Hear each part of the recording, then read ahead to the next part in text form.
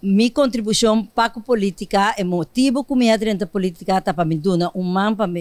transformação para Korsou. Meu enfoque também está naturalmente de expertise que me tenho da economia, caminha com nós economia, mas uma transformação, para nós torcer que o último ano prometo que o Covid acaba, nossa economia não asa de dar boost e vai mais adiante. Pois esse é o que me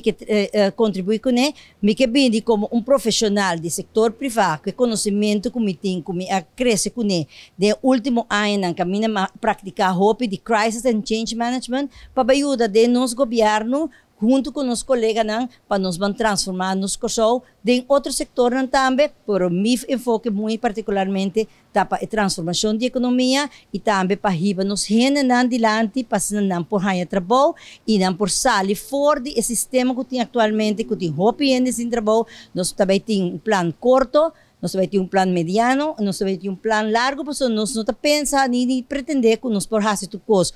Vez, nós também temos crisis plan, que nós também pagamos a coisa agora que por, então, junto trabalhar uma transformação de Korsou completo.